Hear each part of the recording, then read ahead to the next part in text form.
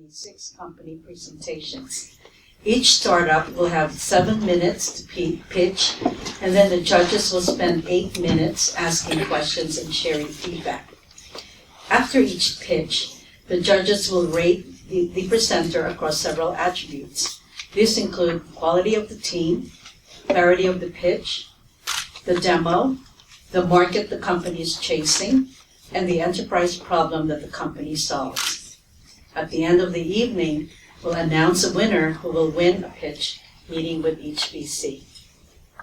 Before we begin, I'd like to ask each investors to briefly share their background. Stay with Ellie. Oh, sure. Let's see. I'm assuming it's on. Sure. Hi, my name's Ellie Wheeler. It's great to be here tonight. I'm a VC at Greycroft Partners. Greycroft's based in New York and Los Angeles, and we primarily focus on Series A stage companies. We invest in both B2B and B2C, and we'll invest anywhere from $500,000 to $5 million. Our average check is around $2 million. I've been at Greycroft for about 3 years. Before that, I was in a variety of different investing roles, including with an angel out on the West Coast. I was at Cisco for a few years as well, focused on enterprise software there. And prior to that, I was at a private equity firm in Boston. Hi everyone, I'm David Aronoff, and I'm a partner at Flybridge Capital. We're a seed and Series A stage investor in New York and in Boston, and we focus almost exclusively on B2B, really around enterprise and infrastructure. And I've been a venture capitalist for 17 years now, I guess. I've been at Flybridge for about 8. Prior to that, I was a partner at Greylock for almost 10 years. This is 18 years. My God, I can't even count anymore. And prior to that, I was an operating executive in a couple of startups, both venture and angel funded. Is that on? Yes. Weston Gaddy, I'm a principal with Bain Capital Ventures. We're the VC and growth equity arm of Bain Capital, which is a global private equity firm. Our focus is really B2B and specifically B to large B, because we own lots of big companies, Toys R Us, Dunkin' Donuts, Clear Channel, Weather Channel, and the list goes on. We tend to focus on those opportunities where we can invest in companies and through that investment accelerate their sales and introductions into those big companies that we own through our private equity arm. So I've been with the firm for about 5 years now. Started off in Boston and then sort of followed the trajectory of the company as we've grown. So now we have an office in New York and then opened an office in Palo Alto about 6 months ago. Our focus is Series A up through $30, $40 million growth equity check into companies that are generating revenue and for the most part profitable at that higher end. Although Series A companies we invest generally when there's a product and sometimes when there's revenue. Thank you. Last but not least, John. I'll keep this super short since you guys hear me talk enough. I lead Workbench Ventures, our investment arm of Workbench, which is a growth accelerator focused exclusively on enterprise tech, headquartered in Union Square. We focus exclusively on early stage enterprise tech investments. Our sweet spot is Series A co-investments, but we also do some Series B deals. We write checks between $250K and $1 million, and by us investing, you get access to our BD platform as well as the community offering at Workbench. Thank you, John. And now on to the presentations. Up first is Think Now. Financial analysis. And what we're doing is, right now, financial analysts have put a lot of time and work into deciding what assets to buy and sell, but there's no way for them to see how someone else, perhaps an expert, has solved exactly the same problem. For computer programmers, there's something like GitHub, where you can see exactly how someone else has built a certain site, and you can borrow tools and build on top of their platform, essentially. And that's why the cost to creating a website has gone down substantially in recent years compared to even a couple of years ago. But that does not currently exist for finance. And what we're doing is we're aggregating data across the web. We have over 2,000 sources right now, and we're creating tools on top of that for analysts of all types, not just Wall Street professionals, to create and share insights. And we're building these communities of trust. And the goal is is to create a large pool of insights, and we believe that in doing so, we'll be able to get the best insights and be able to filter that out, and markets will be more efficient as a result. We have a couple of thousand users, and we have a couple of paying customers from major Wall Street banks. And let me show you guys exactly how everything works here. So say you wanted to value Apple stock, for instance. These are essentially valuation models that our users have created, and what these are they basically project future cash flows of Apple and discount them back to the present. And I'll dive into one of these models in a second. You can see that there's many different types of models, and you can sort them currently by projected price, and also by the type of model. And there's also each bubble size represents our rank of the underlying model. So as we get more and more models, there needs to be a good way to filter out what we say good versus bad, or not necessarily even good versus bad, just the most relevant models. And these models can get extremely sophisticated. So we want to do what Google has done for web search and do that for financial analysis, essentially. So I'll go into one of these models by Professor Damodaran. He's a valuation expert at NYU. And you can see that what we've done is replicated a semantic spreadsheet on the web. So you can see exactly how he chose to value Apple stock. You can see all the assumptions that he used, and all the data on the back end is linked to this data updates automatically. So this is one of the advantages of bringing these tools to the web, which right now many people still pour through PDF documents and update data manually. And we use something called XBRL to get this data in a machine-readable format. And something cool that we can do here is, say I wanted to take this model for Apple and apply it to a different company. In Excel, that's not a trivial task. You're literally playing with different spreadsheets. By using semantic spreadsheets that are built on the web, all I have to do is just type in a new ticker. It's going to repopulate the exact same model with Microsoft's data and give you the valuation that way. And we also have other tools. Say you wanted to evaluate a company without going into all this spreadsheet mumbo jumbo, you can use something called the Quick Builder, where we have a model in the background, and all you have to do is just modify these 6 common inputs used in financial modeling. The model will update in real time, and then if you want, you can dive into the model and play around with it. And I mentioned data briefly. We've aggregated all the 10Qs and 10Ks for every U.S. company. And like I said, this data is machine readable, and that's why we can get it for free. And there are corporations out there who charge thousands of dollars for free data, and that's one of the pain points that we're hoping to solve. And each input is tagged, so we can do codings like if I wanted to plot a sale at Apple, it took me 2 seconds to find it and plot it, and I can evaluate it. I can see where this data came from. I can see how often it's updated. I can download it. I can embed it. I can share. I can see all the inputs. And we have over 2,000 sources of data. We've aggregated the top 2% into a very intuitive data tree. And many financial analysts have told us that this is a much easier way to find data that they're looking for. And it's also easy to see other data that they might not have thought of. So let's say I wanted to look at real GDP. Really easy to find, really easy to graph. And again, we're very transparent with our data sources and where it comes from. There's also things like micro data, company-specific data that we can get into. So you wanted to look at accounts payable for Apple. It took me 2 seconds to get it, and there's also all kinds of statistical functions that you can play around with. So essentially, it's bringing current tools that are very closed off to the web, which has technological advantages in doing so, and it's also the ability to reach billions of people. In terms of traction and funding, I mentioned how many users we have. We've been featured by the CFA Institute, Forbes, and TechCrunch. And we are heading off in a couple of days to join a prominent accelerator in Mountain View. And we are also hiring software developers and designers. So if you are one, I'd love to talk to you. Thank you. Great, thank you.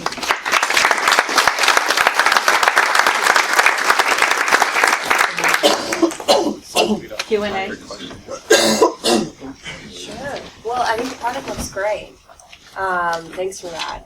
Although you jumped so quickly into the product, there's a whole lot of other things I would have wanted to hear. Like, so tell us a little bit about yourself and the team that's building this. Sure. So my co-founder and I both went to Princeton, and I studied finance there. He studied math. And after graduation, I went to work for a hedge fund. He went to work for Goldman Sachs. And what initially motivated us was we were sitting on the trading floor, and we saw financial analysts at these billion-dollar companies literally emailing spreadsheets back and forth, and also pulling out data by hand. And during earnings season, the phone was just ringing off the hook with people who wanted these updated models. So we thought there has to be a better way of changing this workflow, and we decided the way to do that would be to bring these to the web, where there's many technological advantages in terms of getting data and collaboration, both within a team and also to expand these tools to the rest of the world. And that's our ultimate vision. Great. Thanks a lot. Appreciate the presentation, Justin. Can you tell us a little bit more about this idea of community? You talked about using GitHub as an example and the idea of sharing models the way that code is shared. But I'm curious as to how you think about it given the proprietary nature of a lot of these models and that companies may not be as willing to share it. There's no notion of open source for financial models yet. Sure. So that's actually how our business model works. Is if you want to use our platform for free, then everyone else can see your models and use them. However, if you're a hedge fund, then you wouldn't be prone to share it, and you'll pay us for privacy, essentially. And however, you can choose to share these models with whoever you want, such as people among your team or clients and people on Wall Street. They do share these models within a controlled community, and we're just facilitating that sharing in that sense. And so on that, I guess to push one level further in that, it seems like you guys are sort of going down the freemium model, the open source model, which I think tends to makes a lot of sense when there are additional feature sets, when there's additional services that you can layer on top.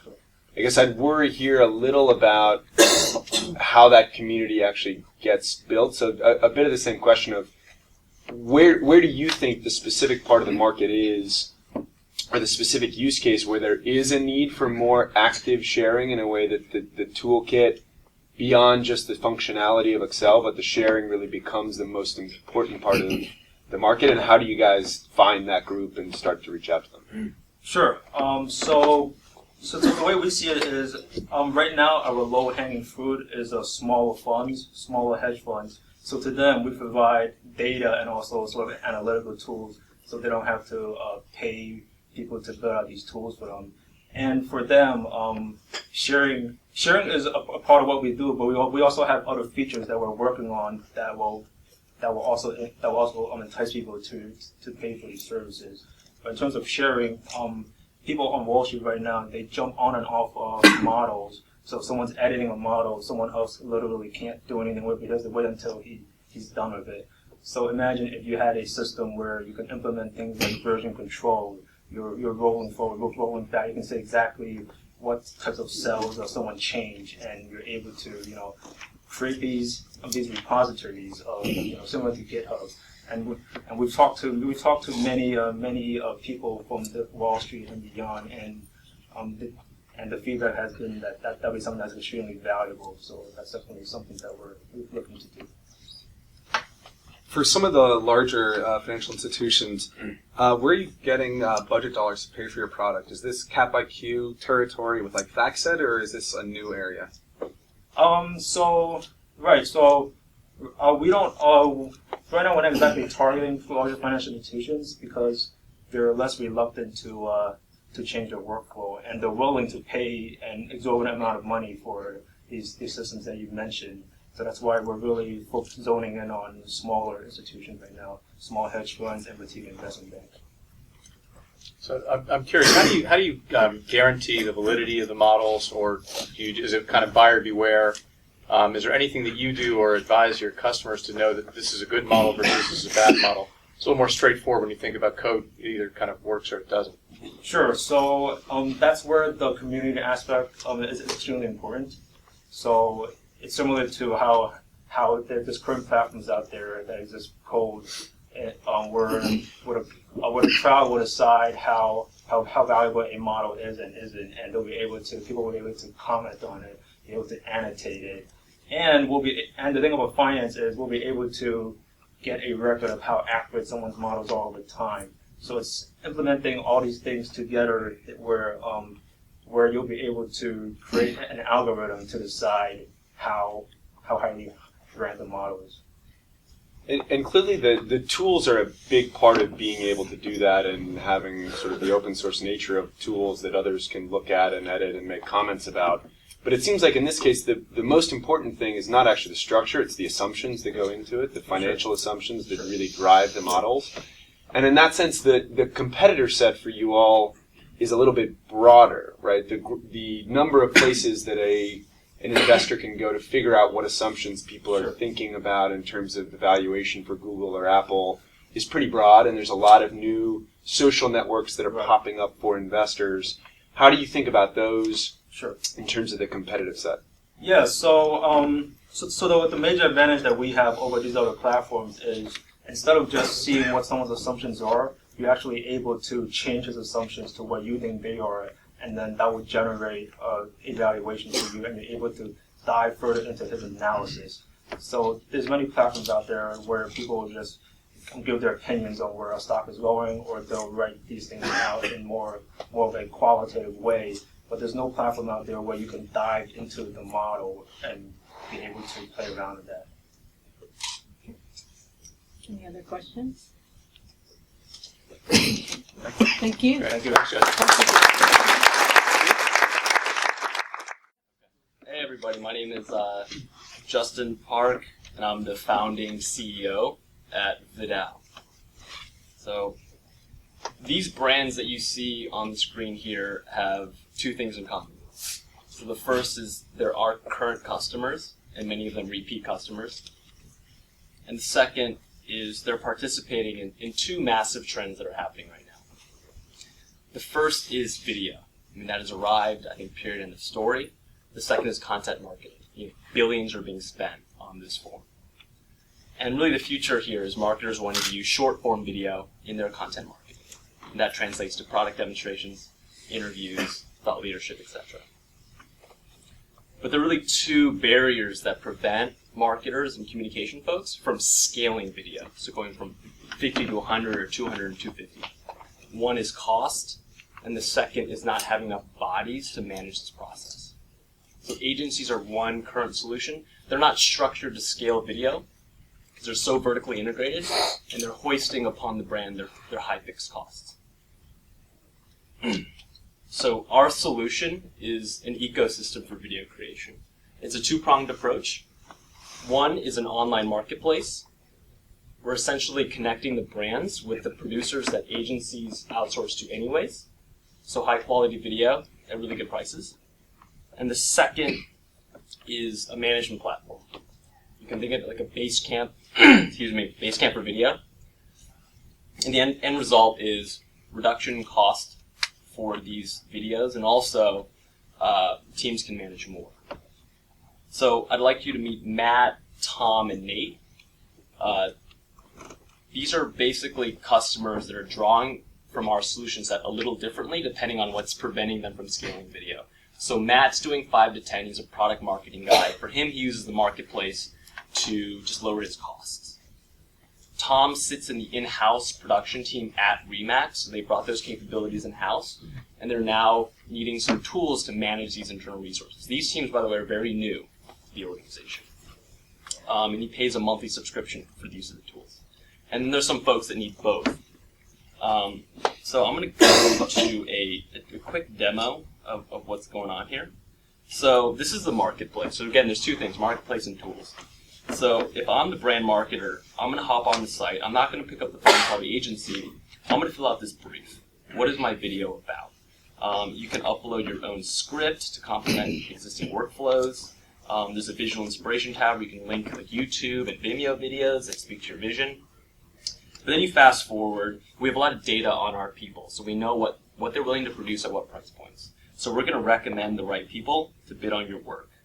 So this is how someone is represented in the platform. This is Andrew Davies. Background, past clients, as you see a lot of big names. Most people in the community have that. Okay, and you have your past projects. So you're really giving all the information up front for someone to make a quick and educated decision. Once you've accepted somebody, we're going to collect payments, which is a value add. You get one W-9 from us. So if you're Nokia and you're using 5 or 6 different people, one W-9, one approved vendor. Fast forward. We collect the payments, and then you can manage the project online. So there are a number of features here. Won't get into them all, but you have tasks, and you invite your team members, blah, blah, blah.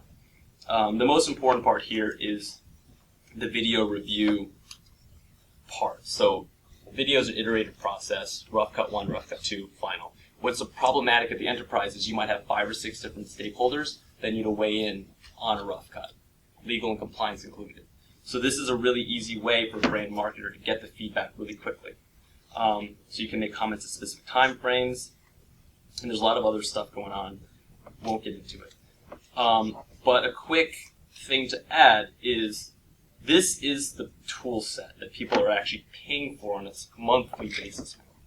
That's what I mean by tools. So let's get back into this thing right here.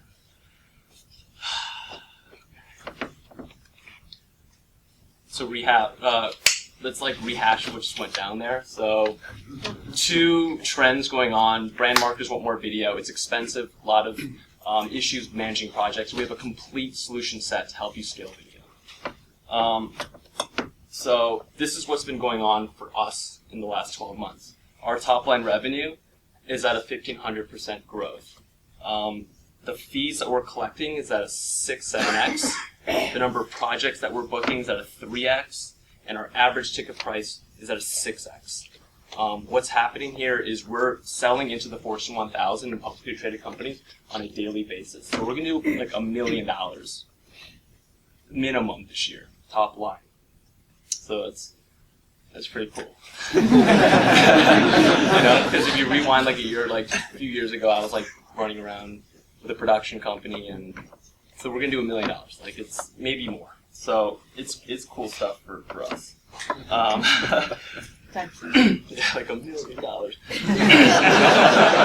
So we have the way we get customers, our go-to-market, 50% of our transactions are coming through email. So we have Marketo set up, and we've integrated Salesforce. We're a team of 2 on that. So that you know what those tools are, that's interesting. The other 50% is coming from referrals, organic search, and repeat buys.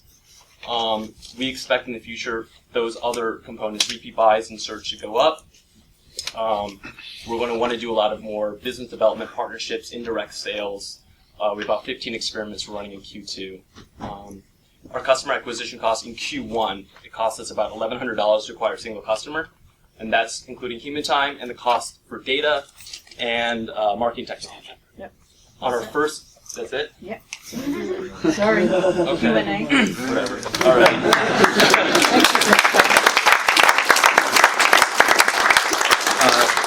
So first of all, good job. I like the enthusiasm. That feature about enabling different business units to collaborate on the video timeline is pretty cool.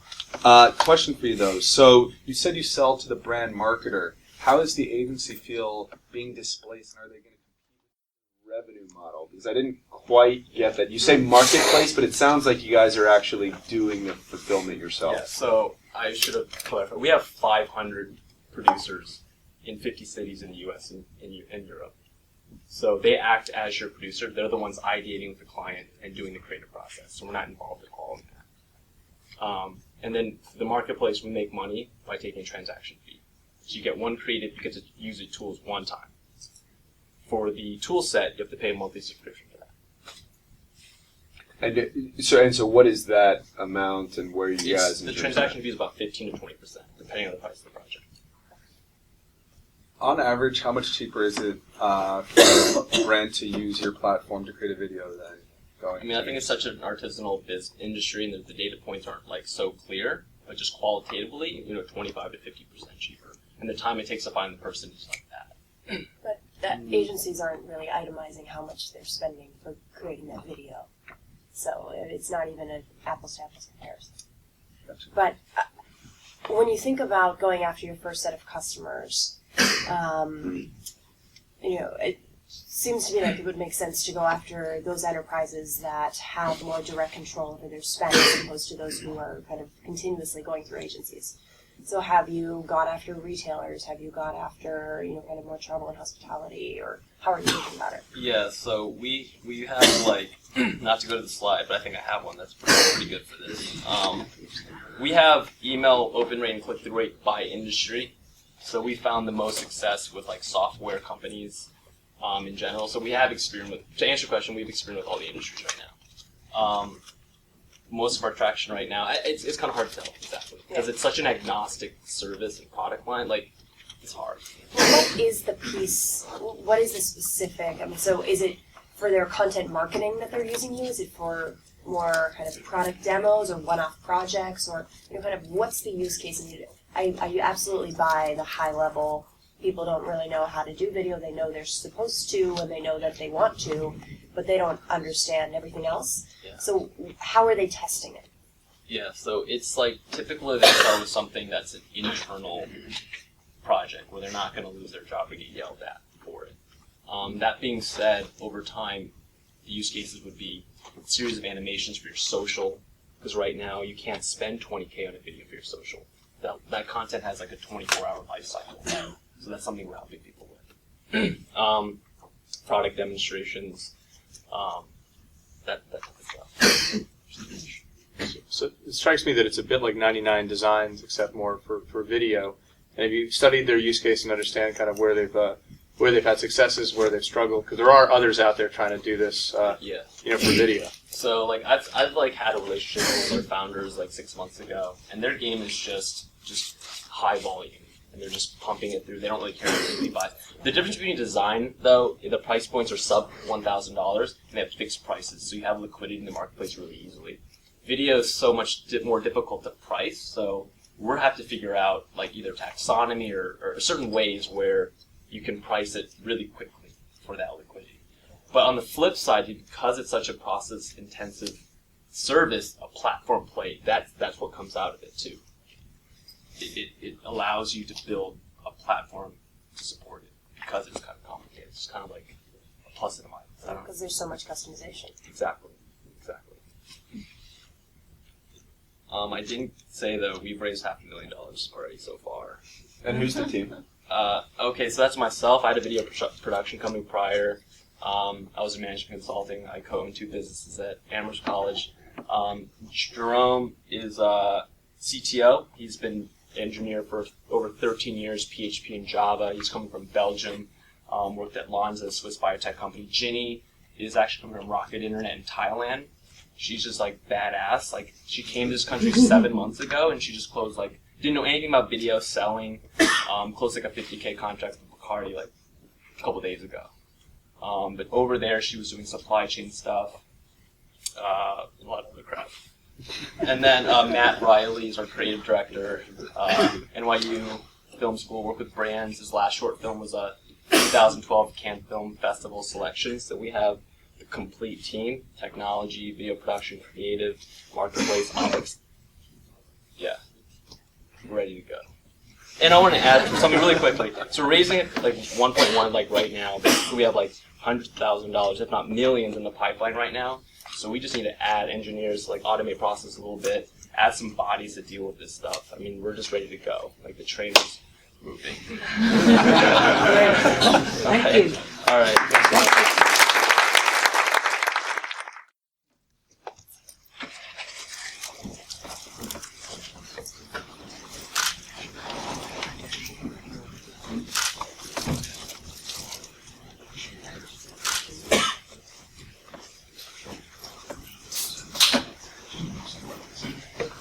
Okay, hi everybody.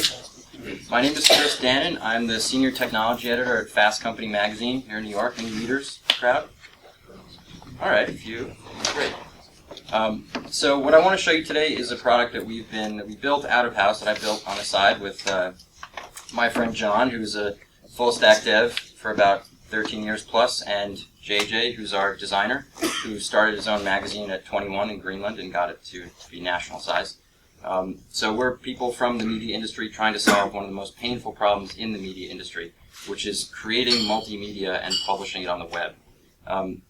So as I say here, the issue that we're having is that everybody has a CMS. Probably a lot of you guys run content marketing operations for your businesses or run some kind of content site yourself. You may use WordPress or Drupal or something like that. And you probably know that WordPress and Drupal are great for publishing content, but they don't account for all the other logistical issues that are involved in creating content, such as who's writing what, when is it due, is it done yet, do we have to publicize it, is there media, is there code that needs to be changed, what, who's involved, does it need to be edited, who's signed off on it, etc., etc. So we found these problems exist not just in publishing. Obviously, journalism is not the biggest industry, but in brands, for brands too, who are creating content, and for all types of multimedia companies, including TV and film. So at Fast Company, we have Yammer, Basecamp, we use email, we have an internal server, we have our CMS. None of these things have really cut it for us, particularly Basecamp and Evernote.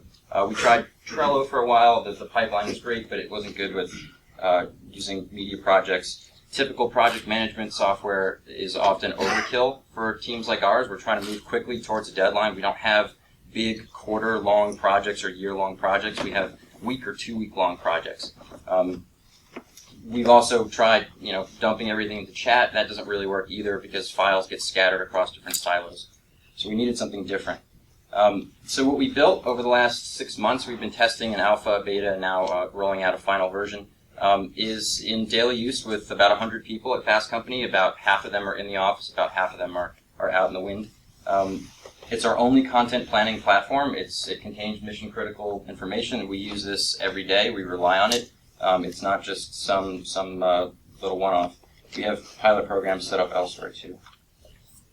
As I said, the issue here is really about planning, assembling, scheduling multimedia packages. So for all the people that do this, I've left some things off here, like obviously consulting companies and others. Like I said, we own all of Hanger. Fast Company has been kind enough to let us test and use it in the office because this problem is so acute that they'll try anything at this point. We're totally bootstrapped, 2 engineers and 2 designers, and we're raising a little money to push this out as a SaaS product to the wider world and to consumers. So I will show you. This is what originally the project was called WriteBot, kind of a lovable little thing that just bundled up links. That was the first issue. We wanted to bundle up links so that we could have some idea of story packages and what was contained in them. So this we rolled out in last winter. Then it became this, which was much more of like a chat room Google Doc type thing.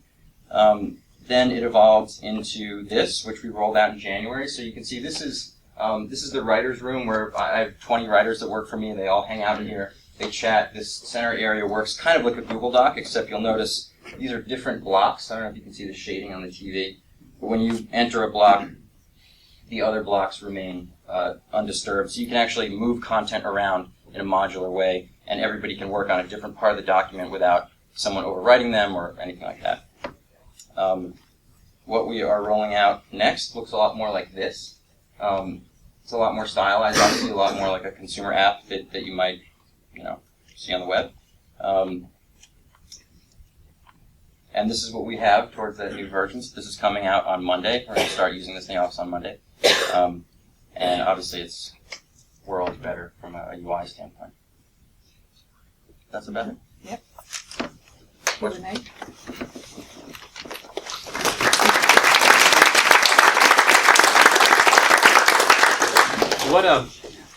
What tools are you replacing or augmenting? So you talked about all the different tools that are in use right now, and there's got to be some internal inertia. So I'm curious as to, in the experience of the pilots, what are you replacing, and maybe what are people continuing to use alongside you, and how do you integrate with that? So at this point, for us, Yammer is a ghost town. People were having trouble with it to begin with, and now it's really completely defunct. I think we canceled our plan starting May 1st. We also use Basecamp, but that has steadily decreased, and now really the only people that use Basecamp are the video team, and they're switching over on Monday when this new version starts. The only other thing that we really use is Google Hangouts, just to chat peer-to-peer. Some teams are still on Campfire, but this has pretty much replaced Campfire for everybody, and even more so now that it's being discontinued. But how do you work, like, say, with the CMS? Are you integrating with the CMS, and how is, let's talk about the major tools as opposed to maybe just the chat tools. Sure. So we have a custom-built CMS that is built on Node.js. We don't integrate it with it yet, but we will. Right now, the way this process works is it's very much like a production line, where the writer writes, files a copy, I edit, I pass to a copy editor, he passes to a photo editor, the photo editor passes to producer, who puts it into the CMS and publishes it. So this process was happening in the CMS already, this kind of production line thing. The issue was that not everything was contained in one place, in one workflow. So now we have one platform, we do all that.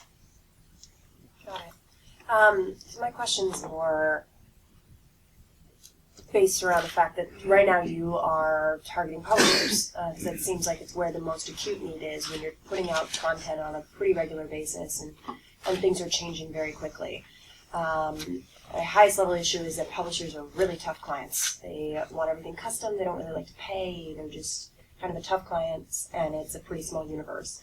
So given that it's a kind of quick turnaround, constantly kind of creating content and such, have you had conversations with brands who are doing a lot of content marketing to understand if the process is the same and the need is as acute, and if it actually will be transferable? Yes. So one of our pilot programs that's not on the slide is How About We, the dating startup in Dumbo. I don't know if any of you guys are familiar. They just bought Nerve.com, which was a sex and dating content site. And they hired a whole editorial team with an editor-in-chief. And when I emailed her about her list of complaints about how things were working with them, it was identical to the complaints that we got from publishers. I talked to some folks from Pepsi at South by Southwest about their content marketing strategy overall. They have a huge freelancer management issue also. You'll hear this problem come up, freelancer management. Anyone who does a lot of content has a huge team of freelancers out there.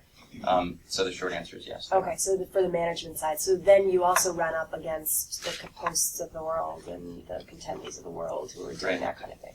So Contently, a lot of people bring up Contently when we talk about what we're doing. Contently's really cool. Shane Snow, one of the founders, writes for us. He's a friend of the magazine. What they're doing is much more like LinkedIn for writers. It's about trying to find the right writers. What we're doing is much more about, okay, you have your team, now how do you maximize their efficacy and their speed? Speed never mattered to us before, so I've been writing for Fast Company since 2007. In 2007, we didn't publish any original content on the web.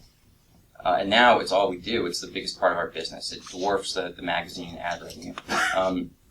So it's impossible to overstate how quickly we've had to adjust to this whole efficiency thing. As a monthly magazine, that was not our style. So this is happening with all the publishing companies and the newspapers and everyone else. They're trying to change their workflow, and they just don't have the tools. It seems like the theme in the questions, and this is going to be my question too, is if you're focused on content itself, the sort of creation process and the publishing process, it seems like there's two ways you can go with that. In order to build, if you guys want to build sort of a big business in the publisher world, it seems like you either go the direction of Contently and actually help to try and find the creators of the content or create the content yourselves and get a bigger piece of a transaction, or you go the other direction and try and replace the CMS completely.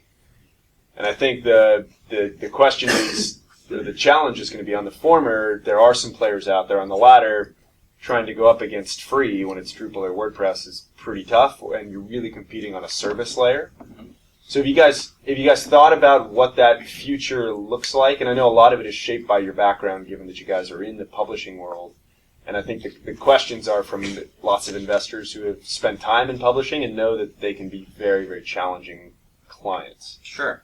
So I'll speak to that because that was also part of the last question. What I've noticed is that publishers trust what comes from inside the industry, and they're extremely distrustful from whatever comes from outside the industry. So we get pelted with sales pitches from companies like Outbrain and Enrelate and all these recommendation companies, and we want to socially aggregate things. We want to add plugins and scripts and things. And what they're really doing is they're taking our reader data and they're selling it out the back door, and they're not giving us a cut. And we know that. So to answer your question, that the trust factor is real, but I'm a presence at the journalism hacker meetups. Everybody knows my face. I go to the ONA meetings, Online News Association. So that helps. To answer your question about direction, we're much more likely to head in the CMS direction.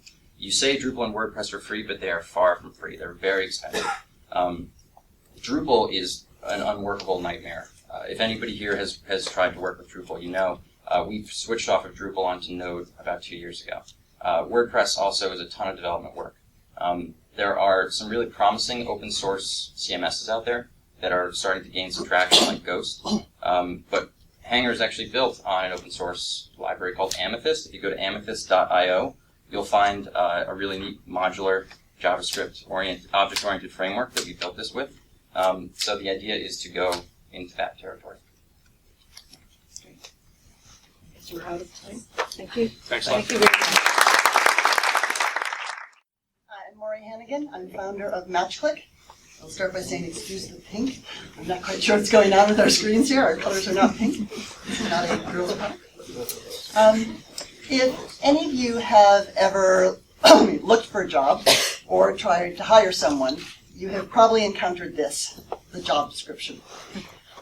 Worse yet, you may have encountered this, job description on mobile. If you are a talent acquisition manager at any of the Fortune 500, any major enterprise, you're facing this demographic reality that the majority of the professional workforce within the next year will be millennials. They are replacing the baby boomers as the largest single age bracket in the professional workforce, and the people you need to be recruiting now to build your management bench strength are millennials. And millennials are not engaged by this. They don't like long job descriptions, they don't read them. Let's look at this whole job market. The advertising job market is conservatively $2 to $3 billion. It's probably more like $5 or $6 billion if you break it all down. And there are some fairly well-established players, LinkedIn being the biggest one at $1.5 billion, Monster and so forth. And then the list goes on. There are 40,000 of them in the U.S. And it's amazing that companies spend this much money advertising their open positions because they don't really want the people who apply. What companies want are the passive candidates, the individuals who are so successful in the job they've got now that they're not even looking for a job. The best way you can disqualify yourself for a job is to actually apply for it. It's sad, but that's really what's going on out there. And because employers want these passive candidates, the people who are so wildly successful that they've got through their head down and they're working, they use all sorts of social media to reach out to these folks. They build talent communities, they use CRM, they reach out on their LinkedIn in-mails, and they try to get someone's attention. And as soon as they get their attention, they link them back to this. It's where they go. MatchClick is about to change all that. We have an entirely new way of reaching out and engaging individuals and really marketing an open position. A way that brings back some of the personal interaction that's been lost with all of the electronic recruiting. MatchClick is designed for mobile, but I'm going to show it to you on the laptop version since I don't have to change devices. This is what a job posting looks like. Oops, Jonathan, can you? Yeah, I'm good. I'm looking right. Okay, yeah, you read it off my screen. This is what it looks like on MatchClick. You have 3 videos. The videos are from the hiring manager, the large picture, and that's the person who would actually be your boss if you were to apply and take this job.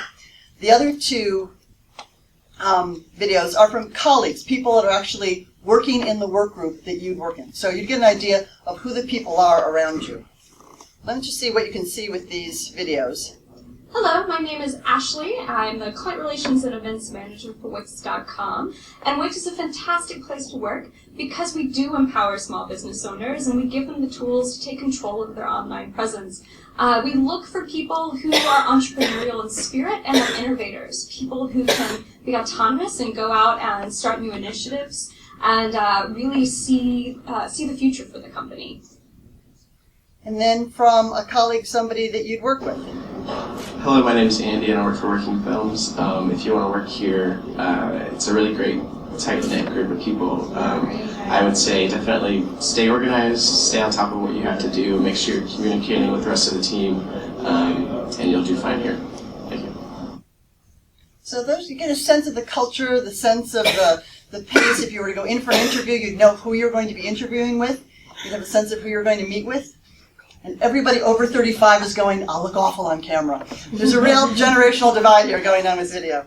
But other features of MatchClick, you have the top 3 reasons to apply for the job. So as an employer, you can actually talk to potential candidates about why they'd want to use this. You have the benefits icons here that as a candidate, you can go in and set your preferences for what's important to you in a job. And these icons show you what the company offers that you want. So in this case, you've got the salary, the location, the health benefits, the schedule, and the travel. So all those things you said were important to you, and this is a match. You've got information about the company in general, and then you've got the job description for the information that that provides as well. But it gives you a chance as an employer to actually go out and talk to people and tell them why they'd be interested in the job. David, I know for Flybridge on your website, you've got all the jobs that are open on your portfolio companies. Imagine if your founders could actually talk to people and say, here's what we've got, here's what's interesting, here are the tools we use, here are the things you get to do. It's a way to bring back some of that conversation. I've got 2 minutes. Very quickly, I mentioned it was on mobile. This is what it looks like on mobile. There are a couple of recent entrants in this marketplace, but there's no one who is focused on the job.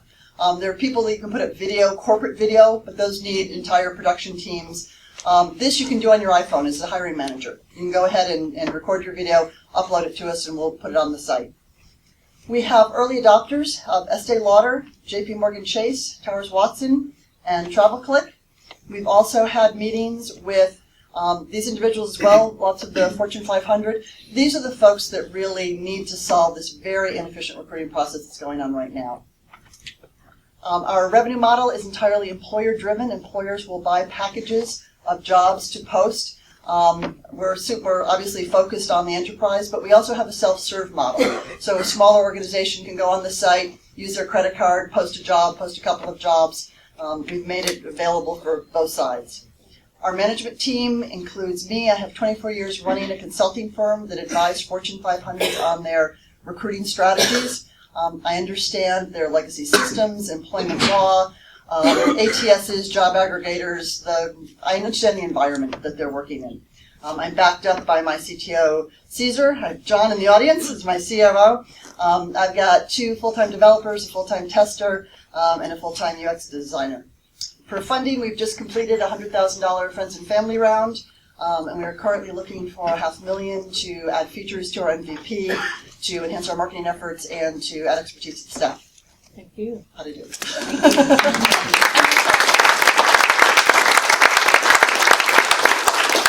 So 2-part question that's a little bit different.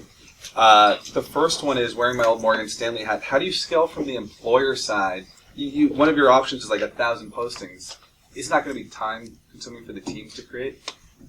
The teams don't really create them. You use your ATS system just like you're doing now. So you put in the salary, you put in the job description, and so forth.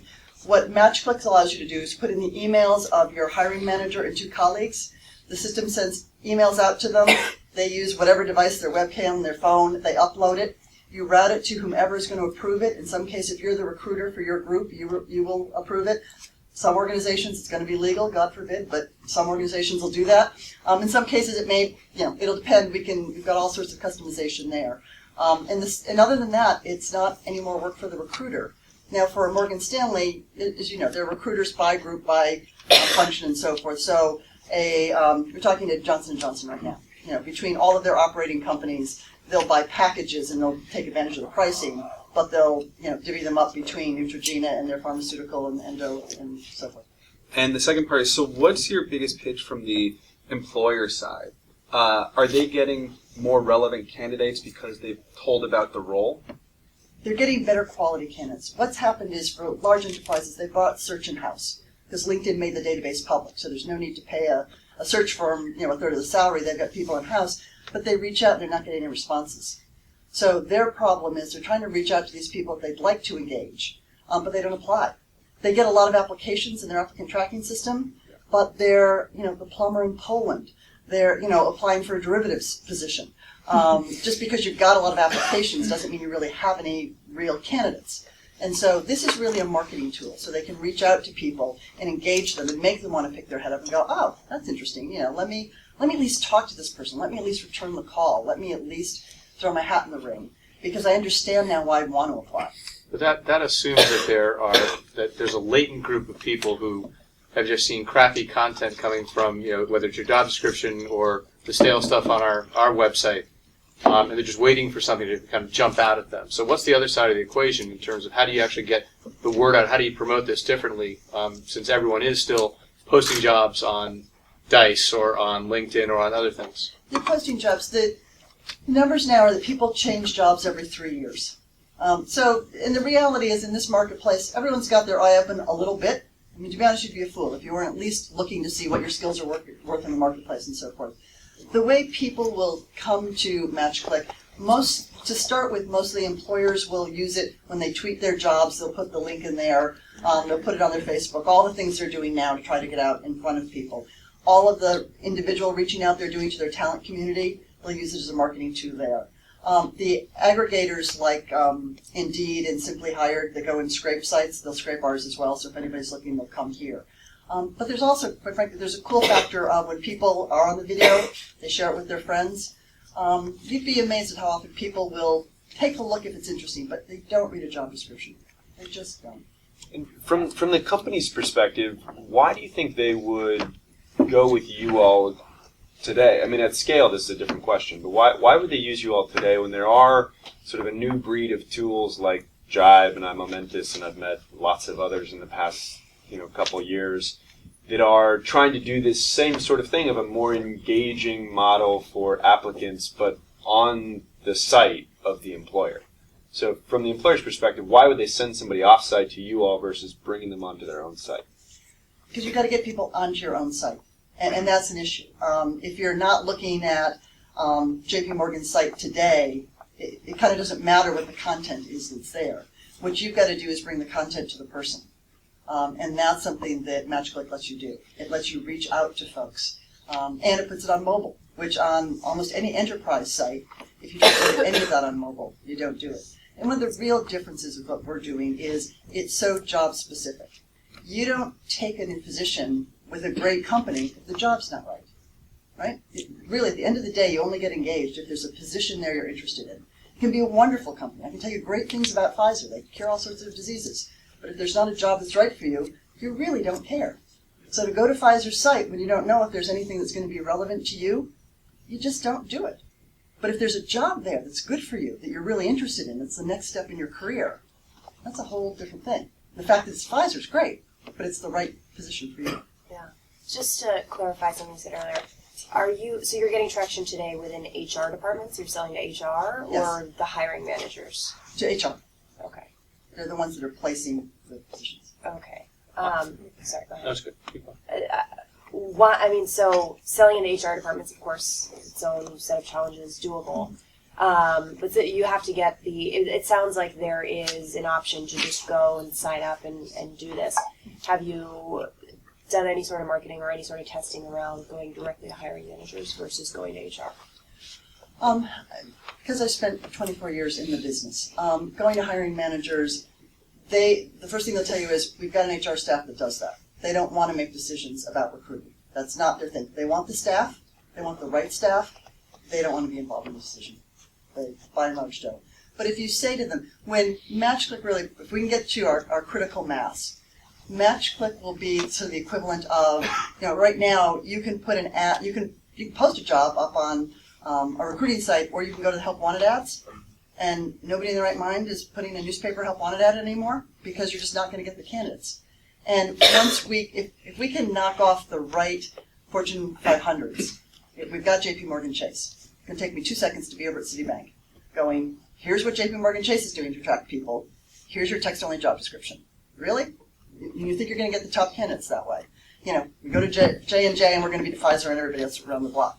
That we're really looking at a shift here of job descriptions are, it's keyword search technology from the 1990s. As our resumes, there really nothing has changed in decades, which is incredible. What's your feature roadmap look like for the next 6 to 12 months? Which is what? Your roadmap look like? We'll launch next month. We're building out a couple other features that are coming behind that. that will give the enterprise more flexibility and more reporting availability.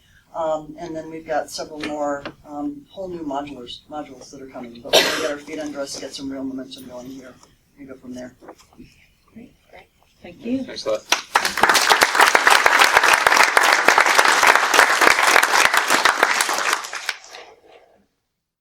My name is Peter Borello, CEO of Hatch. Today I have the luxury of giving you a demo throughout the entire discussion. So this is our app, according to my iPad. I'm going to jump into our discussion tonight. So the one thing we've seen as we've looked at the competitive landscape is that, barring any of the companies that were here tonight with me, enterprise apps suck. They're just horrible. They really don't solve the problem for the modern worker in the enterprise.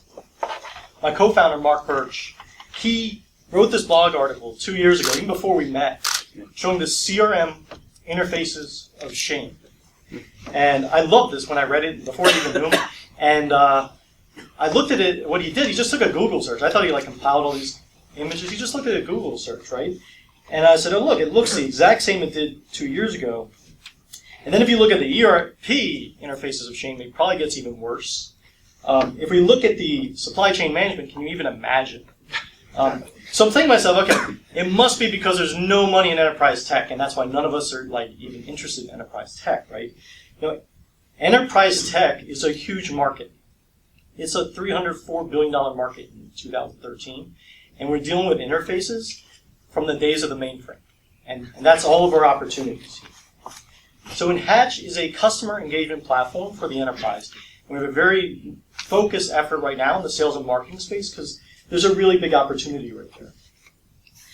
So basically the way Hatch works is we have a technology that lets business people build tools for other business people that get used by them, and then business people can now improve those tools and make them more efficient. So these are applications, these are surveys, voice of the customer, you name it. The idea here is that I'm sorry. That's okay. It's a great It's song. a good song, so yeah, it works out. The idea is that in an environment where you come in with a Salesforce.com and you bring in those platinum integrators and you spend millions of dollars on a customization, and now you have the perfect product and software product for your specific company, now you're running into the challenge, oh, we need to change it. Okay, let's go get some more millions of dollars and change it. And that's really our opportunity, is that you don't need IT, you don't need programmers, you don't need all these people to kind of come in and do it. Let the people that understand the business the most build these apps and build these tools. And you'd be really surprised what they're able to build. So we've been live for about a year now. We had a beta starting in March of last year. And they're building really amazing apps for marketing purposes. They've got a trade show coming up. Dashboards for the sales rep, so they can see everything they need in one place in one app. This thing called a virtual war room. If anyone's ever been in a strategic war room, a virtual war room kind of takes that and brings it into the mobile device. Custom pitch decks. So we're talking about big money here. This is the enterprise, millions and billions of dollars of deals. And a custom pitch deck for your customer brings a whole new level of customization for that sales rep. We can look at CRM, real-time collaboration, you name it, it's available. So how do we compare to the solutions today? We kind of look at all these out-of-the-box mobile apps like Evernote and Dropbox and all these things, and they're great for some part of the industry. And we also look at the customer development tools. There's things out there like Appcelerator and Convey that require programmers to build, or at least someone who's familiar from the IT organization. And we really sit in the middle. It's this thing that's meant for business people so we can build better tools for ourselves. So let's talk about what we've done over the past year. We've got incredible user engagement. That's actually a map of our activity through our apps across our customers. We've got over 400,000 in annual recurring revenue. And we're now looking at multi-year, multi-division licenses with companies like General Electric. And we've actually helped close hundreds of millions of dollars in deals. So we've had a very successful year. The team is comprised on the CDO. Ed, graduate of Stevens, is our CTO. Mark, our Chief Revenue Officer, and Mike is our Chief Product Officer. And we've got a team of engineers and people who help get customers deployed and trained. We're now bringing on our sales force for the first time. So all that was done just based on my ability to run a company and also work with customers and bring in customers. And now we're at a point where we're raising our seed round. So we did this all bootstrapped with a little bit of friends and family money in the beginning. We were raising $1 million, but we've got almost all that in. So now we're looking at 1.5 or maybe higher for our round. Thank you. Thank you. So Peter, what's the killer app? You've got this great platform for customer engagement. No world-beating platform started without one killer app. Yeah, correct. So one I jump to and kind of show you right now is where you could look as like the executive dashboard. And this is one of the things that one of our customers came to us and said, we want to build a virtual war room. So this is a deal, this is basically one place where the CEO can dive into the deepest level of a customer engagement that's going on, see what's happening, start their day off with it over a cup of coffee for half hour, and see the entire dashboard is coming. What's being loaded into the docks, what's being shipped, what's being closed, and it's all done basically on our platform on mobile devices. Now, when he flies off into Russia, he's on the plane catching up on everything. He lands, he's fully aware of every customer engagement. When he goes to South Africa, when he goes to New Zealand, it's there. And it's not just for the CEO, it's for everyone involved in the sales process. And in these complex enterprise deals, there's a lot of people involved with the sales process. So when you get a new client, I mean, how much back and forth is there? How much customization is there kind of on the product suite? And then when you do, let's say, customize something, this executive dashboard, how often can you reuse it? Yeah, great question. So that's a big opportunity that we have. So this was a question we had a year ago when we first started talking to investors, and they said, are you going to be a house, like a design house, or are you going to be this scalable software company that can really take off? What we've seen is that through numerous customers now, we can get them trained, we can kind of kick them off, build them a set of assets that fit them, and usually within a few engagements at the beginning, we see it's about 10% of our gross revenue, we get them deployed.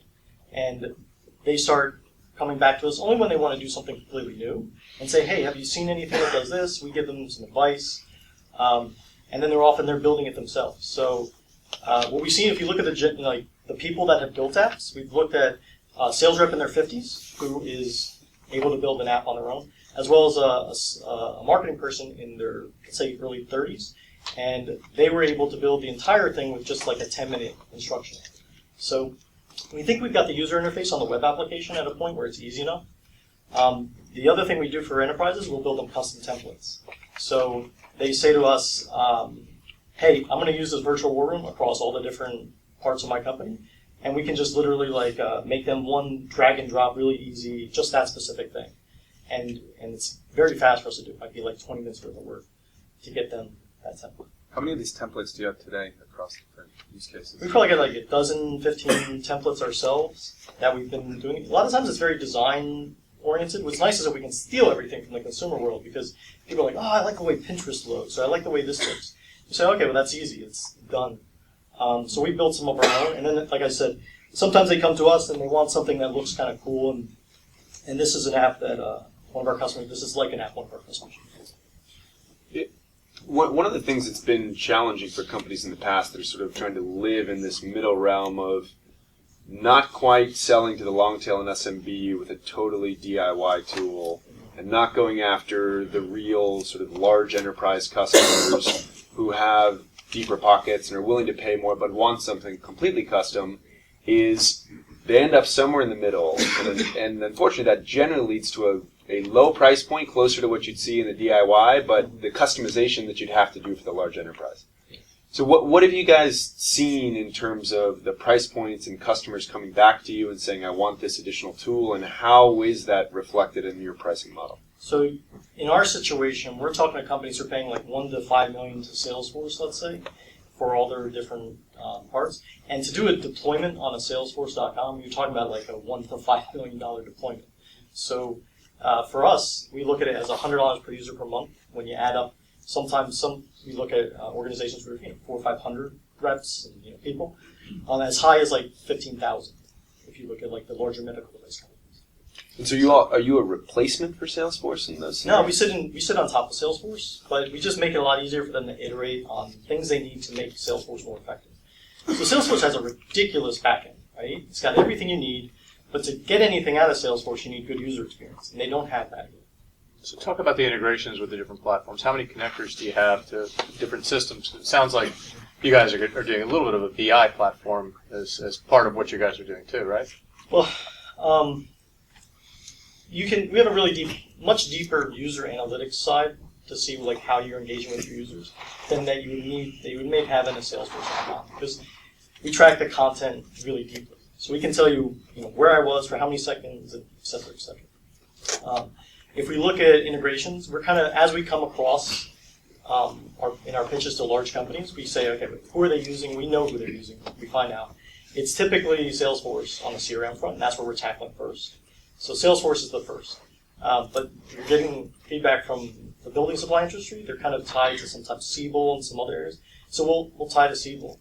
The nice thing is that, and potentially even in the future, let's say you want to switch out your CRM, you might have this, where the layer, you can just like plug and play to a different provider. So it would be inappropriate to say you're kind of a better user experience on top of the CRM?